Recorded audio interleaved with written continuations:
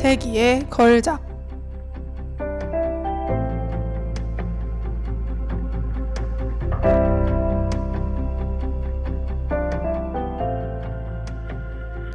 수세기에 걸쳐 많은 이의 터전 속 자리 잡는 건축물. 누군가에겐 추억이고 누군가에겐 영감이며 어떤 이에겐 유구한 역사를 품고 있는 공간이기도 합니다. 각자의 시대가 담고 있는 가치를 드러내고자 한 건축가들의 이야기가 궁금하지 않으신가요?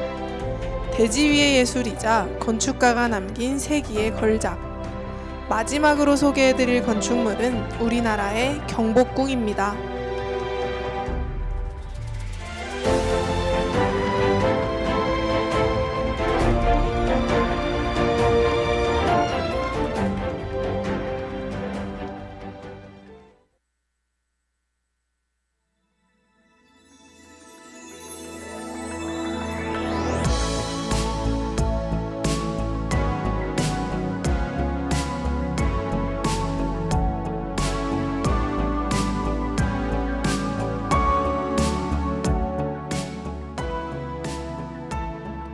오늘 소개해드릴 건축물은 조선의 역사를 담고 있는 경복궁입니다. 경복궁은 태조가 조선을 건국하고 한양으로 수도를 옮기면서 조선시대에 가장 먼저 지어진 궁궐인데요.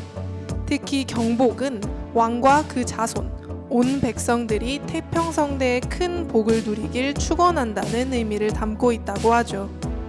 또한 이 궁궐은 풍수지리설에 기반하여 자리 잡게 되었는데요. 뒤로는 백악산, 좌우로는 낙산과 인왕산으로 둘러싸여 있어 앞은 청계천과 한강이 흐르는 것을 보아 명당임을 알 수 있습니다. 특히 경복궁은 조선 전기 동안 왕조의 법궁으로서 중요한 역할을 담당했는데요. 그 권위를 드러내기 위해 기하학적인 공간 분할이나 반듯한 건물 배치, 정연한 대칭 구조로 설계되었다고 하죠.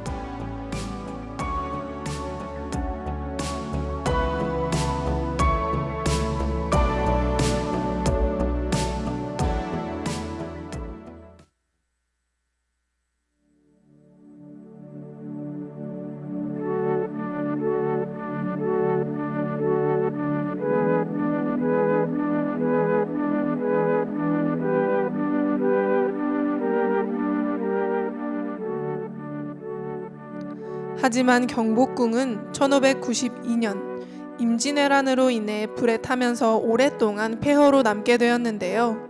이후 법궁 역할을 창덕궁에 이전하게 되지만 1867년 흥선대원군의 명으로 경복궁을 중건하게 됩니다. 당시 경복궁 재건에 필요한 돈은 조선 1년 예산의 약 10배에 달하는 막대한 금액이었다고 하죠. 이에 흥선대원군은 원납전이라 불리는 기부금을 걷고 부족한 국가재원을 채우고자 당백전이라는 화폐를 주조하게 되는데요. 무리한 정책을 펼치면서까지 경복궁을 중건했지만 20년도 되지 않아 혼란스러운 근대사를 마주하게 됩니다. 을미사변이 발생하고 고종은 경복궁을 떠나 러시아 대사관으로 피신하는데요. 아관파천 이후 고종은 경복궁 대신 경운궁으로 환궁했고 그 해에 대한제국을 선포하게 되죠.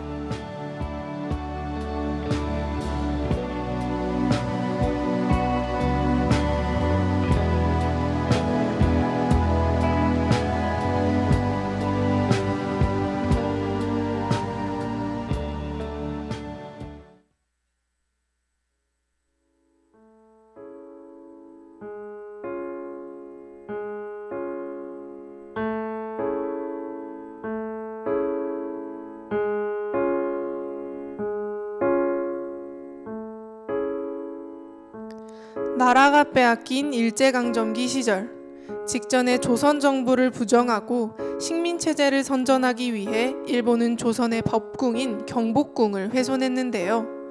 경복궁 내부 중앙에 근정전과 광화문을 가로막는 형태로 조선 총독부 청사 건물을 지어버린 것이죠. 이외에도 여러 전각을 훼손하거나 통째로 밀반출하는 등 온갖 순환을 겪게 됩니다. 그리고 긴 아픔 끝 광복을 맞이하게 되지만 대부분의 전각이 일제강점기와 전쟁을 거치며 소실되었는데요. 이후 경복궁을 다시 복원하려는 노력이 이어졌음에도 불구하고 체계적인 모습을 갖추지 못하며 무산되죠. 또한 비용 문제와 문화재에 대한 인식 부족으로 인해 복원이 제대로 이루어지지 않았습니다. 이렇게 몇십 년이 흘러 1992년부터 본격적인 경복궁 복원 공사가 시작되었는데요. 1990년부터 시작된 1차 복원 사업 시절에는 고종 당시 전각의 7%만이 남아있을 정도로 경복궁의 모든 건물이 소실되어 있던 상태였다고 합니다.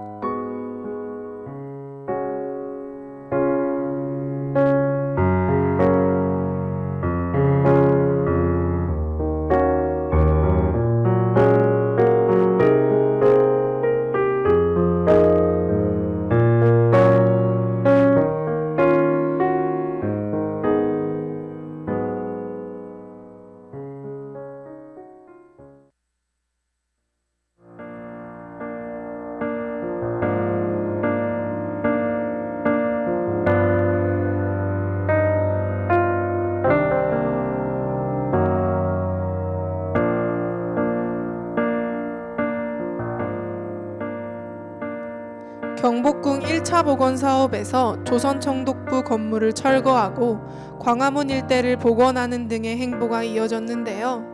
이후 2차 복원 사업에 돌입하게 되면서 현재는 2045년까지의 계획을 수립 중이라고 합니다.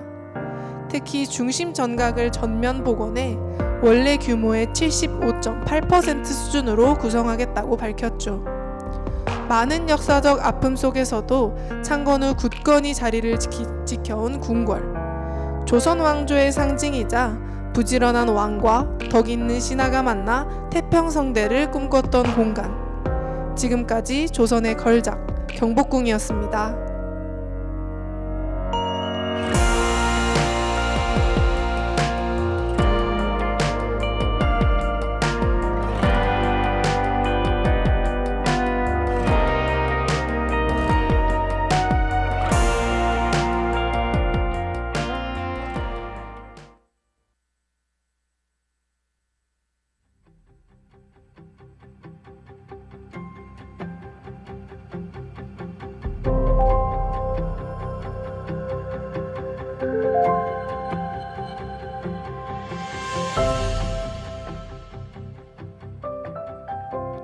오늘 소개해드린 건축물은 조선 왕조의 상징, 경복궁이었습니다.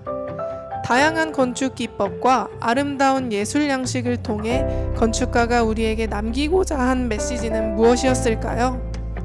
건축가가 바라본 시대의 예술에 다가갈 수 있는 그날까지 세기의 걸작은 여러분과 함께 하겠습니다. 학우 여러분께 한 학기 동안 세기의 걸작을 소개해드릴 수 있어 영광이었습니다.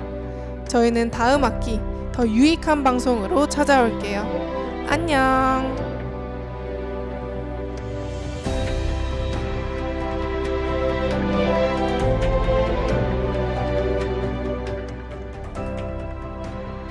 세기의 걸작을 마칩니다. 이 시간 제작 한가영, 기술 이채윤, 진행의 김민영이었습니다.